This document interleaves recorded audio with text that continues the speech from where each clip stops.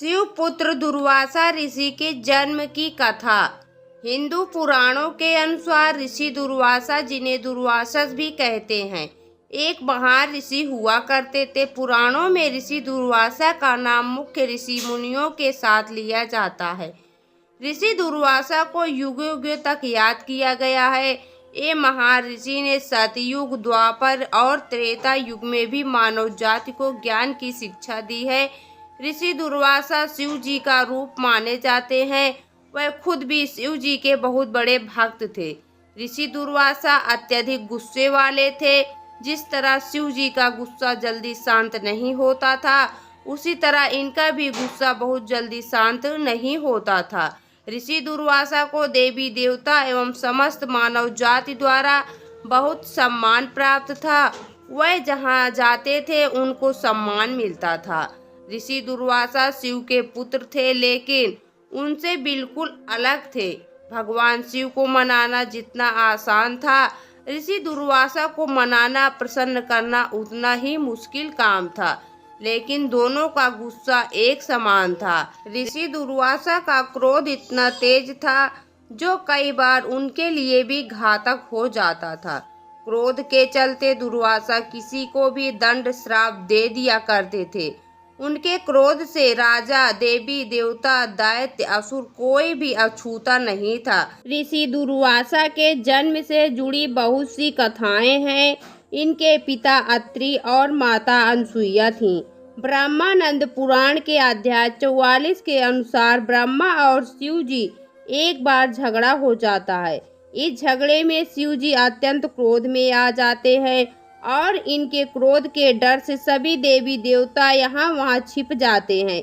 इस बात से परेशान पार्वती जी शिव जी से कहती हैं कि उनके इस गुस्से के कारण अब उनका साथ में रहना मुश्किल है। शिव जी को गलती का एहसास होता है और वह तय करते हैं कि वह अपने गुस्से को ऋषि अत्रि की पत्नी अनसुईया के अंदर संचित कर देंगे। देवी अनसुईया के अंदर शिव के इस भाग से एक बच्चे का जन्म होता है, जिसका नाम दुर्वासा होता है। शिव के गुस्से से जन्मे ऋषि दुर्वासा का स्वभाव उन्हीं की तरह बहुत गुस्से वाला और चिड़चिड़ा था। इसके अलावा एक और कथा ऋषि दुर्वासा के जन्म के लिए कही जाती है। ऋषि दुर्वासा के पिता महर्षि अत्रि ब्रह्मा जी के मानस पुत्र कहे जाते हैं। महर्षि अत्रि की पत्नी अनसुईया एक पतिव्रता पत्नी थी। इनकी पतिव्रता के चर्चे देवलोक तक थे। तब एक बार त्रिदेव ब्रह्मा, विष्णु, महेश की पत्नियां सरस्वती, लक्ष्मी और पार्वती जी ने अनसुईया के पतिव्रता धर्म की परीक्षा लेने का निर्णय लिया। तीनों देवियों ने अपने पतियों को देवी अनसुईया के सतीत्व की परीक्षा लेने के लिए उनके आश्रम भेजा।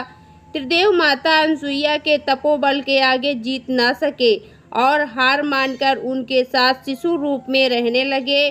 तीनों देवियों को अपनी गलती का एहसास हुआ और उन्होंने माता अनसुईया से अपने पतियों को मुक्त करने के लिए प्रार्थना की। अनसुईया ने उनकी बात का मान रखा।